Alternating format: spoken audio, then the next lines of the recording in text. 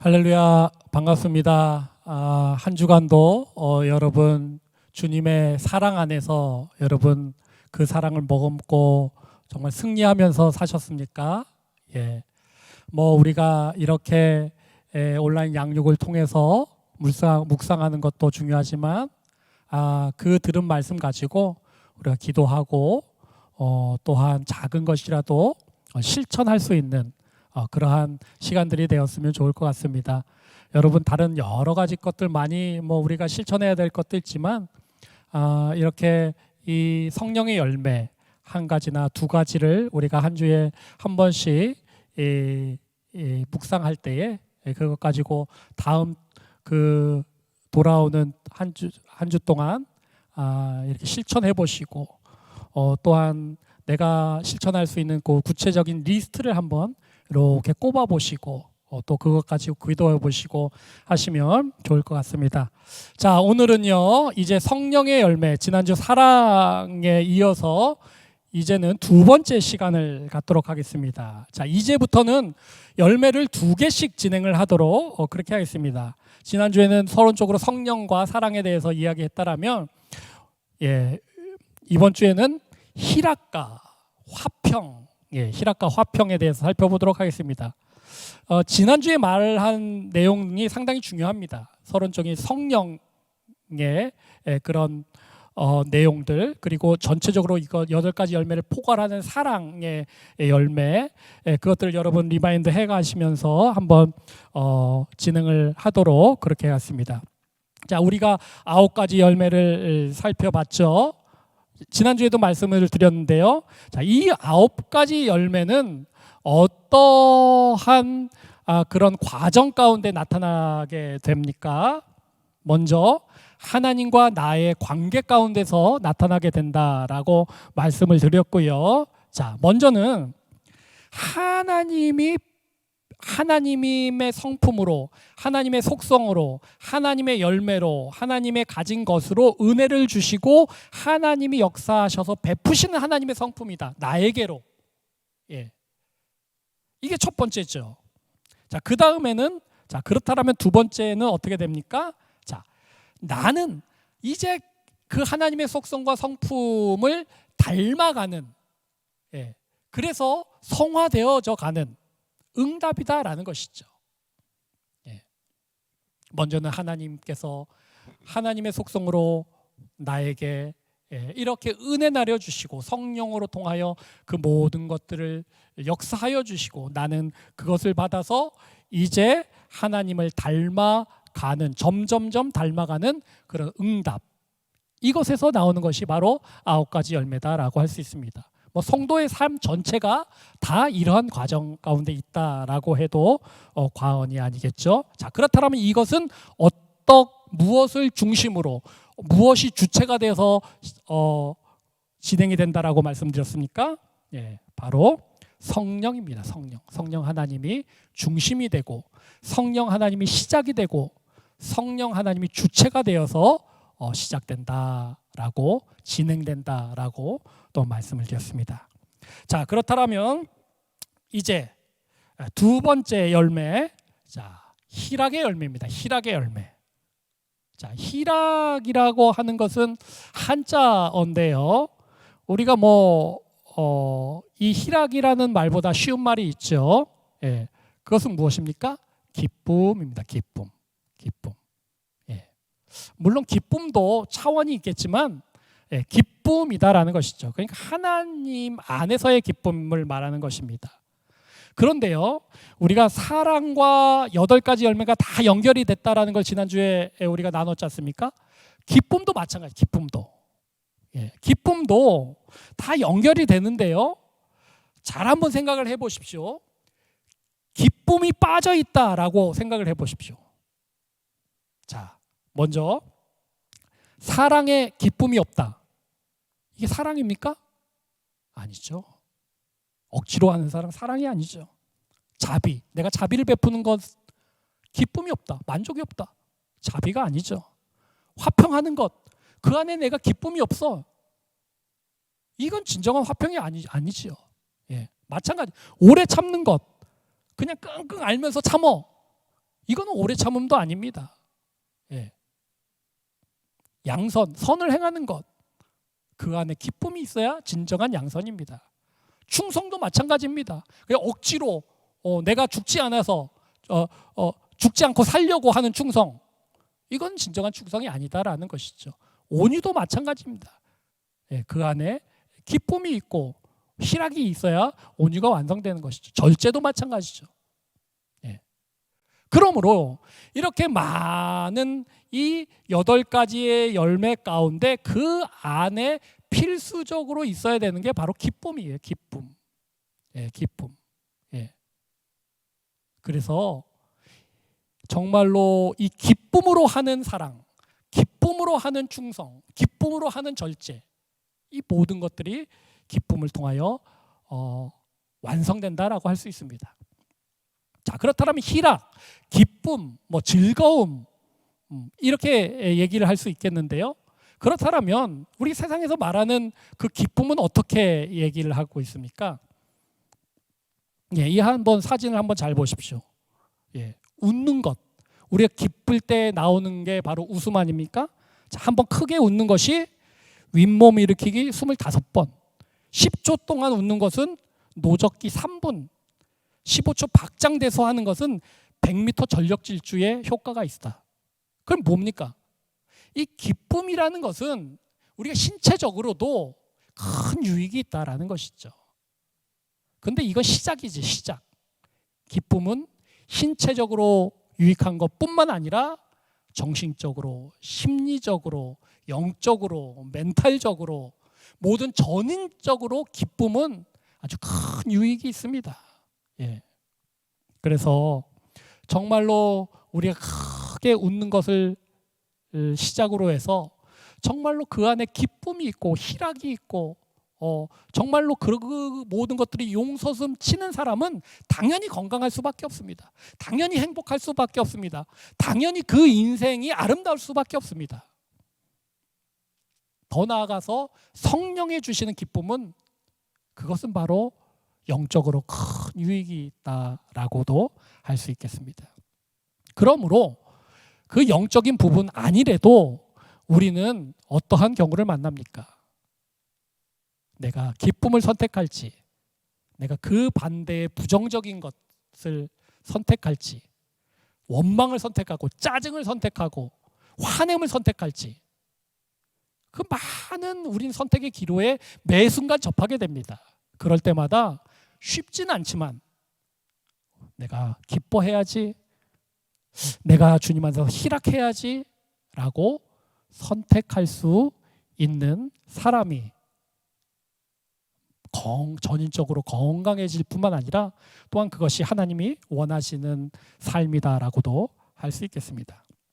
자, 그렇다면 이 어떻게 보면 화낼 일이 많은 이 세상 속에서, 짜증나는 세상 속에서 우리가 어떻게 희락할 수 있고 어떻게 기쁨을 얻을 수 있겠습니까?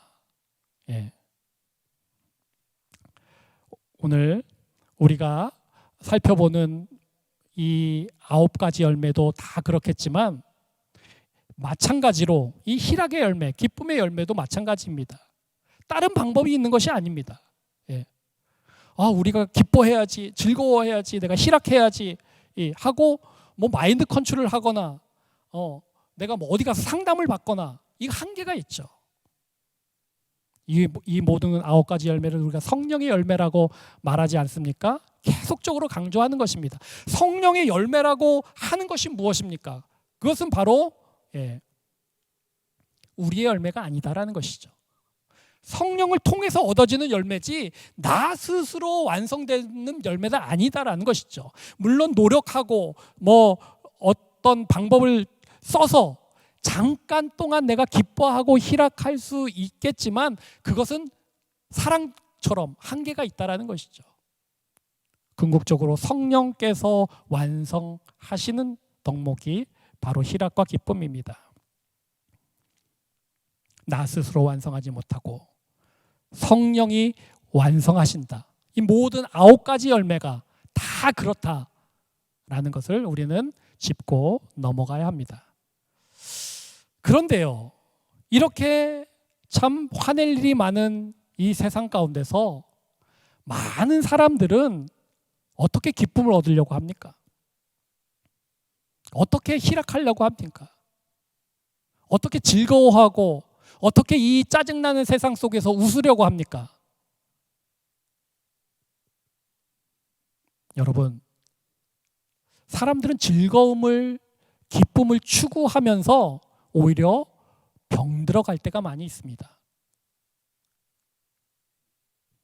원망과 화냄과 짜증과 여러 가지 부조리와 모든 것들을 잊으려고, 잠시 잊어보려고, 그리고 그것을 뛰어넘어서 조금 즐거워 보려고 사람들은 뭐합니까?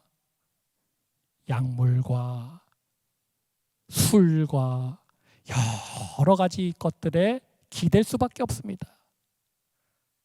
그 안에서 기쁨을 찾으려고 하고, 그 안에서 좀 잊어버리려고 하고, 그 안에서 그나마 희락을 추구하려고 하는 그러한 사람들이 우리 주위에 너무나 많이 있고, 그로 인해서 생기는 많은 사회 문제들이 일어나고 있지 않습니까?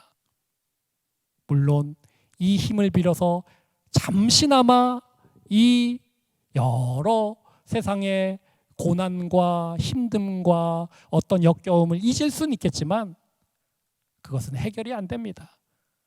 오히려 이것들에 의존하고 기대면 기댈수록 우리는 더 참혹해지고 우리는 더 부정적으로 나락으로 깊이 내려갈 수밖에 없다라는 것입니다.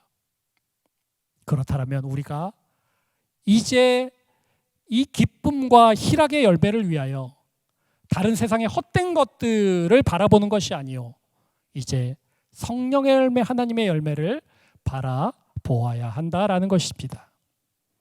이제 성경으로 돌아가 보면요, 바울입니다.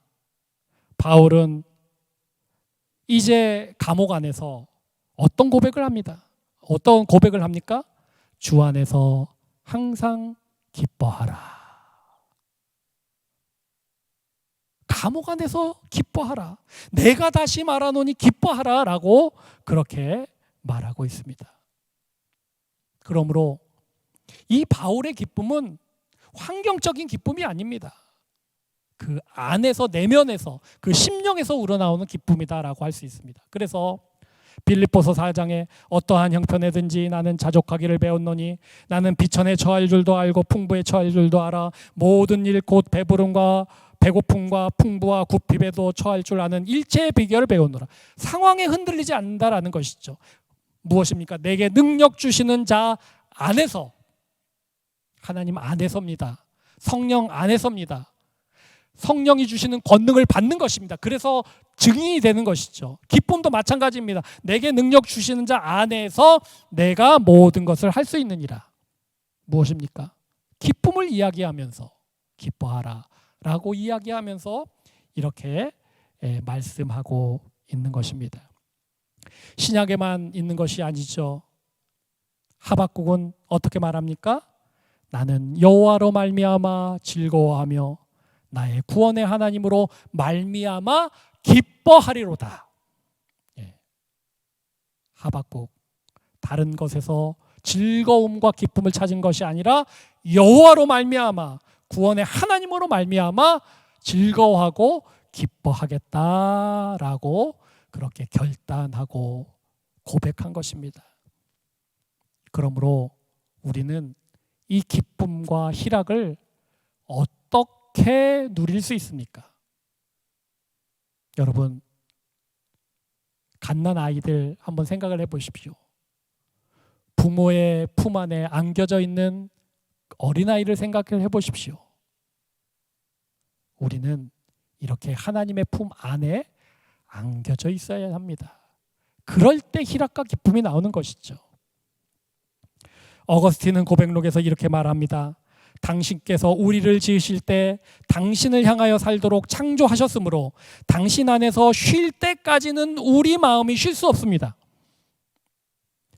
우리가 본디 하나님께서 만들어 놓으신 것은 하나님 안에 있을 때만 희락할 수 있고 기뻐할 수 있게 그렇게 세팅해 놓으셨다라는 것입니다. 그런데 어디 뭐 술과 뭐 담배와 약물과 이성과 쾌락과 이런 것에서 우리는 기쁨과 희락과 즐거움을 찾으려고 하니 방향이 잘못된 것이죠. 그러므로 우리는 그 모든 헛된 것에서 시선을 되돌려 하나님의 안에 내가 있기를, 하나님 나를 품어주옵소서, 나를 받아주옵소서 라고 기도하며 나아갈 때에 그 안에서 우리는 비로소 희락과 기쁨을 누릴 수 있을 것입니다. 빌립보서 4장 계속되는 말씀은 주 안에서 항상 기뻐하라, 주 안에서 기뻐하라. 그냥 기뻐하라가 아니라 주 안에서 항상 기뻐하라. 내가 다시 말하노니 기뻐하라. 너희 관용을 모든 사람에게 알게 하라. 주께서 가까우시니라. 아무것도 염려하지 말고 다만 모든 일에 기도와 간구로 너희 구할 것을 감사함으로 하나님께 아뢰라 라고 말합니다. 먼저 기뻐하라 라고 그렇게 촉구하면서 염려하지 말고 하나님께 기도하라 라고 말하죠. 그럴 때 모든 지각에 뛰어난 하나님의 평강이 그리스도 예수 안에서 마음과 생각을 지키는 것, 이게 기쁨입니다. 하나님 안에서 우리의 생각과 마음이 온전히 하나님의 품 안에 있을 때 자연스럽게 발현되는 것, 그것이 바로 기쁨과 희락이다라고 할 수 있는 것입니다. 스바냐 3장 17절 말씀, 그가 너로 말미암아 기쁨을 이기지 못하시며 너를 잠잠히 사랑하시며 너로 말미암아 즐거이 부르며 기뻐하시리라. 무엇입니까? 하나님이 먼저 하나님의 속성, 하나님이 즐거워하시고 기뻐하셔요. 근데 중요한 것은 왜 하나님이 기뻐하시고 즐거워하십니까? 너로 말미암아, 나로 말미암아. 하나님이 나 때문에 기뻐하신대요. 이게 우리의 기쁨의 이유입니다. 우리가 성공하고 출세하고 잘나고 돈을 많이 벌고 환경적으로 모든 것이 술술 풀리고 그래서 기뻐한다, 이게 이유가 아니라 하나님이 나로 말미암아 기뻐하신다, 하나님이 나로 말미암아 즐거이 부르신다, 이것이 우리의 기쁨의 출발이다라고 할 수 있겠습니다.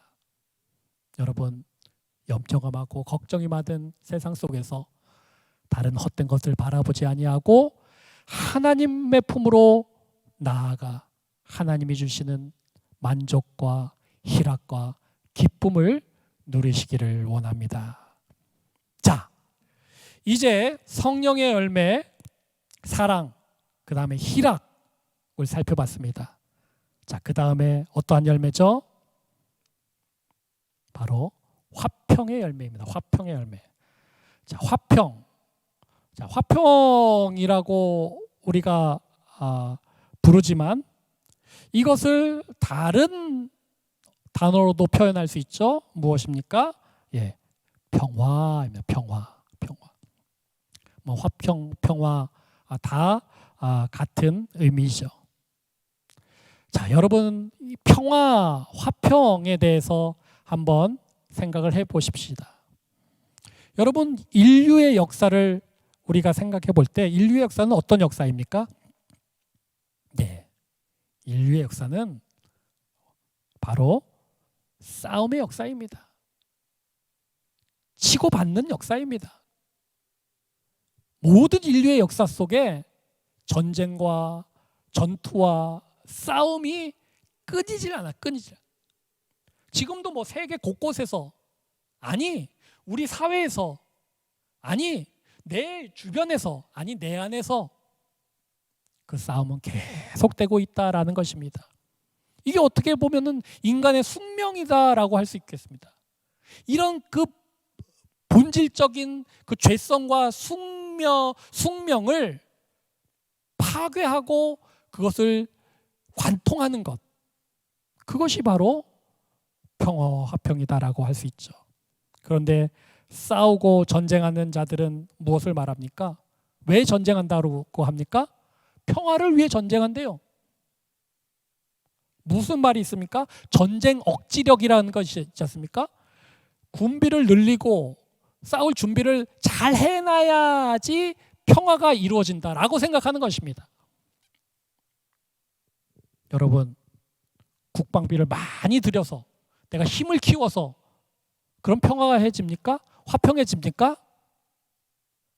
어떤 사람과의 관계에서 내가 더 높아져서 그래서 화평해지고 평화해지는 거, 이게 평화입니까? 아니죠. 그거는 일방적으로 억누르는 거죠. 이 화평과 평화에 대해서 우리가 생각할 때 우리는 예수 그리스도를 생각하지 않을 수 없습니다. 스가랴 9장 말씀에서는 이 예수님을 예언하면서 이렇게 말씀합니다. 내가 에브라임의 병과 예루살렘의 말을 끊겠고 전쟁하는 활도 끊으리니, 이 모든 전쟁과 싸움과 무기를 끊고 그가 누굽니까? 예수님 그리스도입니다. 그가 이방 사람에게 화평을 전할 것이요. 예수님이 여러 가지 것들을 전했죠. 하나님의 나라도 전하고. 하지만 그 가운데 중요한 건 무엇입니까? 화평을 전할 거예요.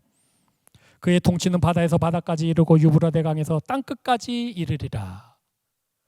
그러므로 하나님의 나라는 화평의 나라, 평화의 나라인 것이죠.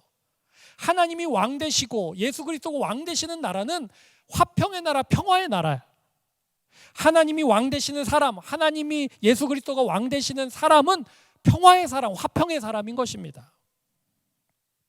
왜 그럽니까? 여러분, 예수 그리스도의 첫 시작이 무엇입니까? 십자가의 길의 첫 시작이 무엇입니까? 그것은 바로 예루살렘 성 입성하는 것이죠. 거기서부터 십자가의 길이 시작됐어요.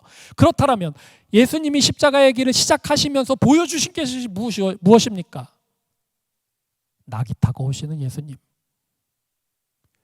휘황찬란한 마차와 군병들과 최신식 무기를 앞세워서 왕으로 오시는 예수님이 아니라 작은 나귀를 타고 오시는 예수님.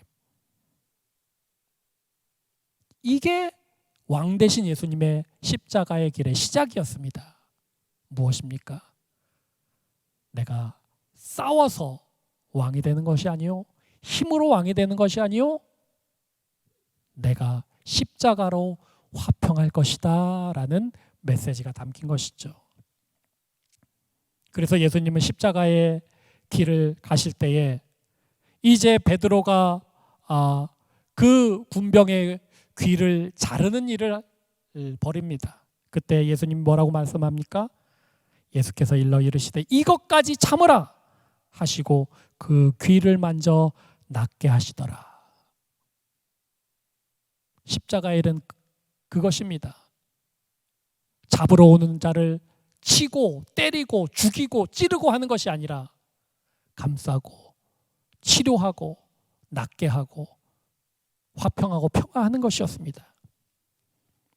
빌라도가 예수 그리스도를 신문하면서 내가 왕이냐라고 말하는, 왕이냐? 네가 어떻게 왕이냐? 그렇게 힘이 없고 그렇게 볼품 없는데, 예수님은 내가 왕이다라고 말합니다. 만일 내 나라가 이 세상에 속한 것이었더라면, 이 세상에 내가 왕이었더라면 내 종들이 싸워 나로 유대인들에게 넘겨지지 않게 하였을 것이다. 하지만 나는 그런 왕이 아니다. 너가 그 왕을, 내 하나님의 나라를 잘못 이해한 것이다. 하나님의 나라는 화평과 평화의 나라요, 그렇게 싸움으로, 그렇게 물리력으로 쟁취되는 그러한 왕권이 아니다라고 말씀하시면서 십자가의 길을 가신 것입니다. 십자가의 길은 곧 평화의 길이요 화평의 길이었던 것입니다. 그래서 그의 십자가의 피로 화평을 이루사, 십자가의 피로 뭘 이루어요? 화평을 이루사.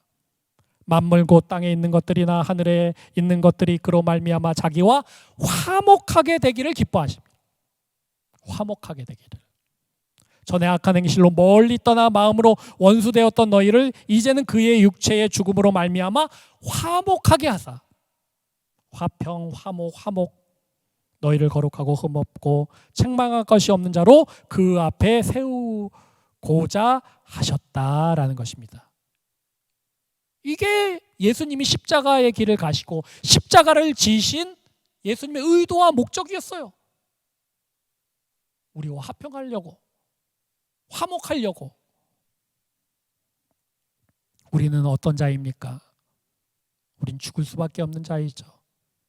어쩔 수 없는 죄인입니다. 우리는 그 죄인으로서 무엇 앞에 있습니까? 하나님의 심판 앞에 있습니다.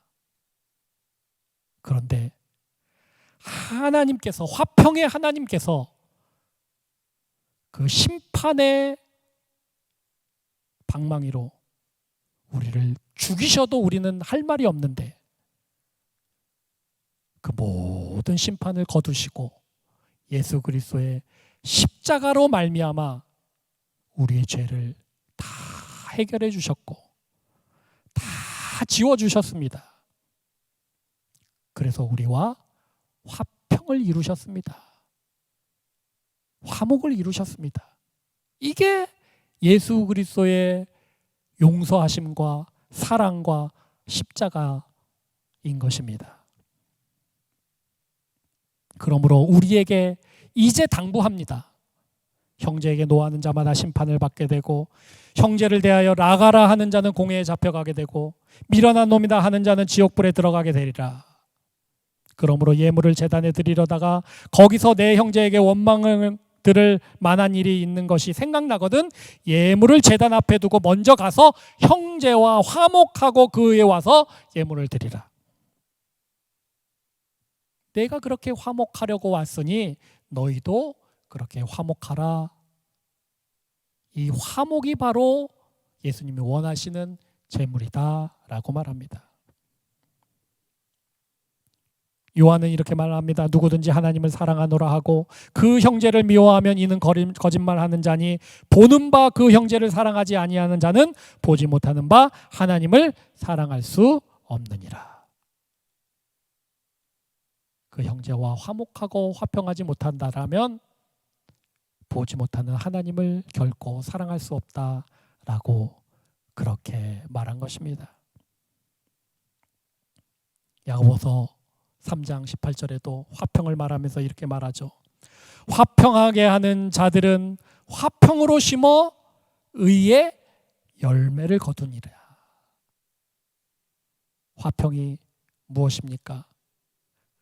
화평으로 심어서 화평이 씨가 되어서 나오는 열매가 바로 의로움이다라는 것이죠. 화평뿐만 아닙니다. 성령의 열매라고 말씀드렸죠. 예, 열매. 여러분, 이 모든 것들을 여러분 심령 가운데 심으십시오. 이 모든 것들이 심겨져서 우리의 심령으로부터, 우리의 마음으로부터, 우리의 행실로부터 싹이 나고 줄기가 나고 그 다음에 이윽고 열매가 날 때 뭐 어떤 열매라고 말합니까? 의의 열매. 하나님께서 의롭구나 칭찬하시고 기뻐하시는 그러한 그리스도인 성도가 되는 것입니다. 예, 우리가 화평의 열매를 살펴봤습니다. 한 기도를 소개시켜드리고 오늘 강의를 마치고자 합니다. 십자군 전쟁이 한창이었을 때 하나님의 이름으로 사람들은 전쟁을 하였습니다. 그래서 죽이고 침략하고 짓밟고 그래서 아직까지 그 영향으로 말미암아 이 중동에서는 아직도 전쟁의 기운이 끊이질 않습니다. 그 십자군 전쟁 피가 남발한 그 참혹한 전쟁이 한창이었을 때 평화의 기도를 드린 자가 있었죠. 누구입니까? 프란치스코. 평화의 기도입니다. 주님, 저를 당신의 도구로 써주소서. 미움이 있는 곳에 사랑을, 다툼이 있는 곳에 용서를, 분열이 있는 곳에 일치를, 의욕이 있는 곳에 믿음을, 그릇됨이 있는 곳에 진리를, 절망이 있는 곳에 희망을, 어두운 곳에 빛을, 슬픔이 있는 곳에 기쁨을 가져오는 자 되게 하소서. 위로받기보다는 위로하고, 이해받기보다는 이해하며, 사랑받기보다는 사랑하게 하소서. 우리는 줌으로써 받고 용서함으로써 용서받으며, 자신을 버리고 죽음으로써 영생을 얻기 때문입니다.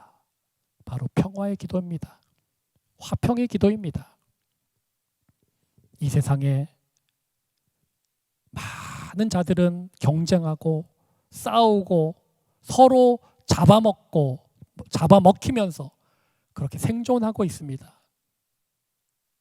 정말로 피만 튀기지 않았지 전쟁하고 전투하고 있습니다. 여러분, 이 세상 속에서 우리도 같이 그렇게 싸우는 것이 아니야. 예수 그리스도의 십자가의 정신을 본받아 하나님, 나를 평화의 도구로 써주세요. 성령님, 나에게 역사하여 주셔서 나도 평화의 도구 되게 해주세요. 기도하는 한 주 되기를 원합니다. 예, 감사합니다. 이렇게 2강을 마치고 다음 주에 3강으로 찾아뵙겠습니다. 감사합니다.